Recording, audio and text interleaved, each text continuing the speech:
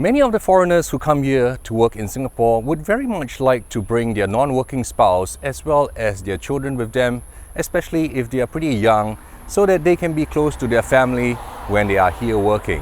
However, the mysteries and the uncertainties of how to get your child into a Singapore school and what the options are can be pretty disconcerting and could be frightening as well if you are very new to this place, you've got a new job coming up, and pretty much everything is like a brand new adventure. In this video, I will tell you the options, the costs, as well as the procedures to get your child to school in Singapore as a foreigner. So make sure you stay on till the rest of this video as I demystify the whole process and make it significantly clearer to you.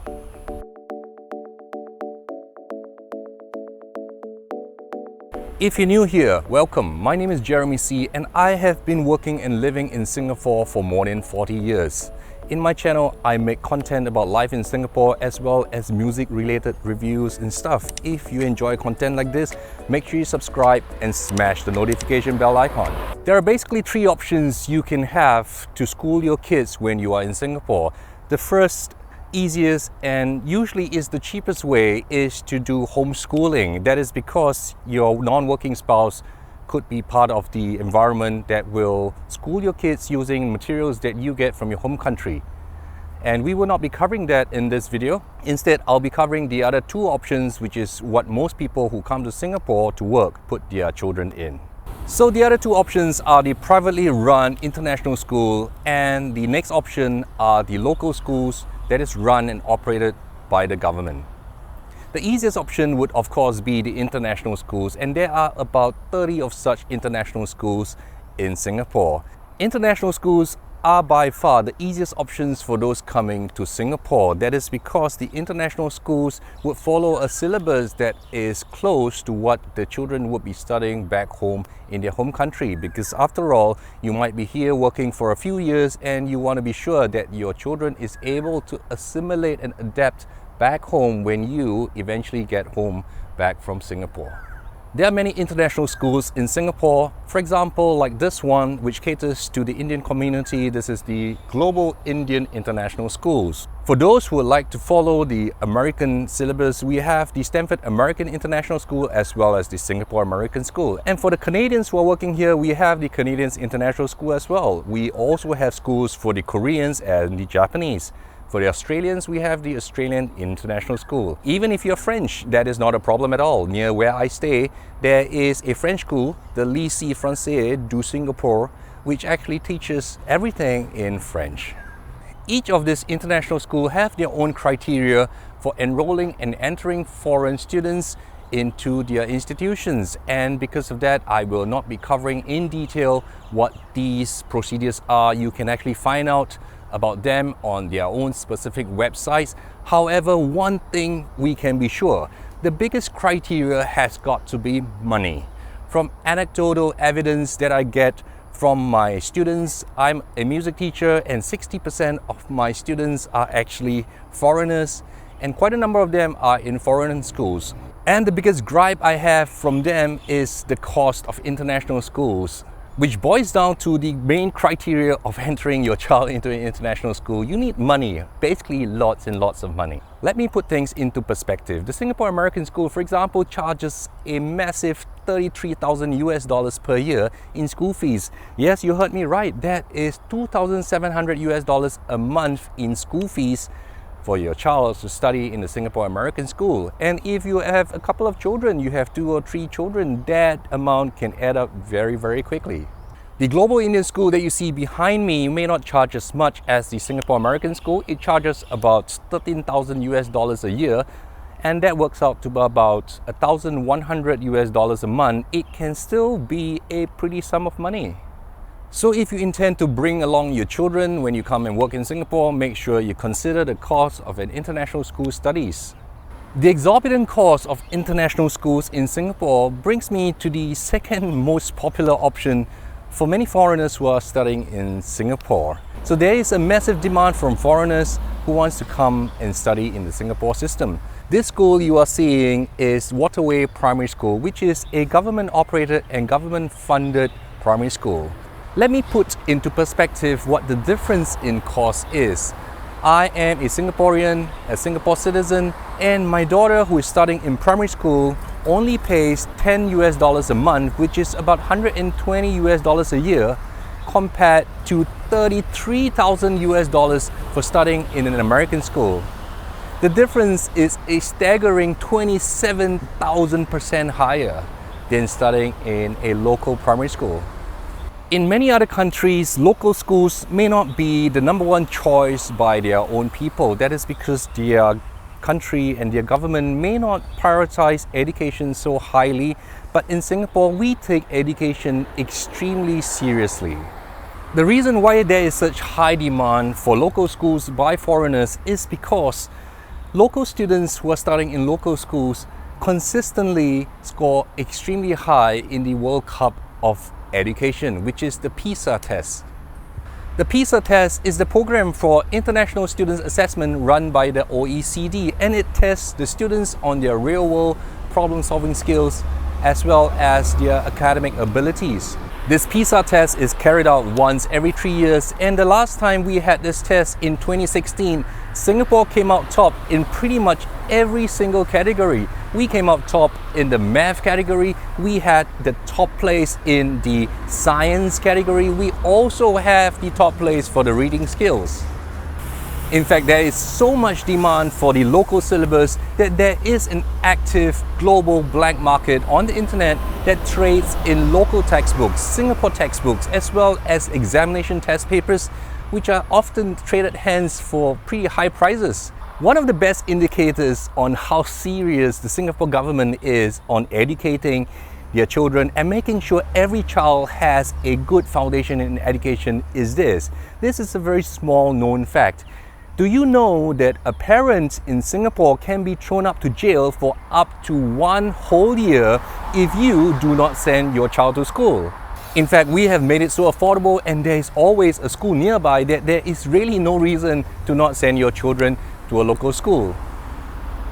The school fees at local government-funded and operated schools vary greatly depending on the level that you're at. So I will be using primary school as a benchmark for you to have a comparison. Like what I was saying earlier, if you're a Singapore citizen, you only spend US $10 a month to send your child to school. If you are a Singapore PR, however, you have to pay a US $130 to send your child to primary school. If your country of origin comes from ASEAN and you are from one of the Association of Southeast Asian Nations, you will pay US $320 to send your child to school. If you are an international student trying to get into a local schools here and you're not from ASEAN, neither do you have a permanent residence, studying in a local government school will set you back $520 US a month. However, this amount is still vastly cheaper than the $2,700 US that you will be paying at some of the international schools. Entering into a local school is not as straightforward. That is because the Ministry of Education in Singapore has thought about the process, and they want to make sure that students who are coming from overseas, who are foreigners, are able to adapt and can assimilate into the system of our local education. Therefore, every year from September to October, the Ministry of Education conducts the centralized admission exercise, where the student is assessed based on their math ability as well as their language abilities. Therefore, international students who wish to join the primary and secondary school the following year will have to make sure that they pass this admission exercise. This test is called the AEIS, and it stands for the Admission Exercise for International Students. So this test contains a centralized English and math test that will test a student's numeracy, reasoning abilities, as well as language skills, in order to make sure that they don't get lost and they can follow the system when they are in a local school. I need to reiterate that admission is not guaranteed. A lot is dependent on the score that the student scores in this AEIS test. The higher your score is, the better your chances of making sure that you land a place in a school that is near to the place of your residence. The next thing I want to talk about is the culture in the different schools. One thing about international schools is that students are usually a lot more free to do what they want. They very often are allowed to color their hair, wear fragrances, wear makeup. Some of them might even have tattoos, small tattoos on your body, and they get away with it in an international school. It's usually a lot less strict on stuff like the length of hair for boys as well, which is quite different from a local school. So in local schools, every student wears the exact same uniform, and even for their shoes that they wear to school, it usually has to be an unbranded black or white only sneakers. So that is to prevent students from comparing themselves with their peers as to like, oh, I've got the latest, most expensive limited edition sneakers from Nike or whatnot. To eliminate that, the local system ensures that everyone wears the same color of shoes, wears the same uniform, there's no jewelry allowed, and girls who have long hair have to tie it up neatly, and boys have to cut their hair really short to above the ears, and the hair mustn't be touching the collar as well.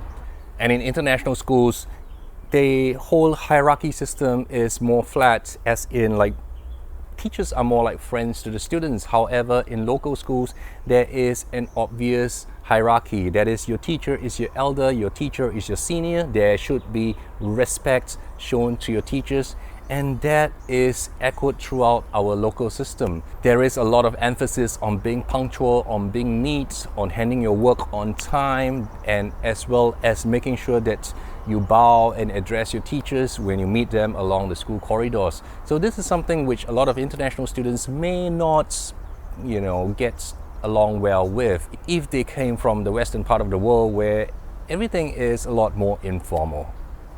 Another thing to note with international schools is that they start schools here a lot later than the local schools. So local students usually have to wake up like 6 a.m. in the morning and have to get ready to be in school by 7:20 a.m. Whereas the international students usually have school starting as late as 9 a.m. or even 9:30 a.m. So that 2-hour difference can have a significant impact on the child's habits as well as their morning routine. The pressure on students in local schools is also a lot higher. Students in the primary school here at the end of 6 years have to sit for their primary school leaving examination, and there is usually a massive amount of stress on the parents to make sure that the child performs well. That is because the score that they obtain in the primary school leaving examination will very often determine the kind of secondary schools that they go to, as well as the type of subjects they may eventually study. The pressure is so great on parents that it is no surprising that many of the parents would actually take a leave away from work when the primary school leaving examinations is around the corner, and they can help their child prepare for it a lot better. One last thing that I want to talk about the difference between international schools and local schools is that in local schools there is a tremendous emphasis on being bilingual, and every student has to take their mother tongue language. What is meant by the mother tongue language? That is the language which they grew up with, which is the language of their mother.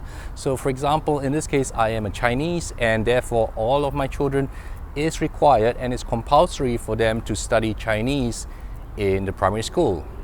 And this is one of the reasons why local schools are extremely popular with the foreigners. With China being an up-and-coming power in the economic world, there is a lot of emphasis on children being able to speak Mandarin, to learn the Chinese culture, and Singapore just seems to be the good balance between an education system where you can both study in English as well as be equipped in Mandarin and in Chinese, and therefore when they eventually grow up and they are in the business world, they have no problems conversing as well as reading and writing in Chinese.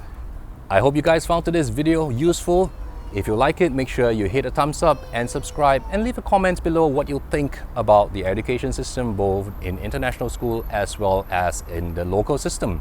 Once again, my name is Jeremy C, and I'll see you in the next video. Bye bye.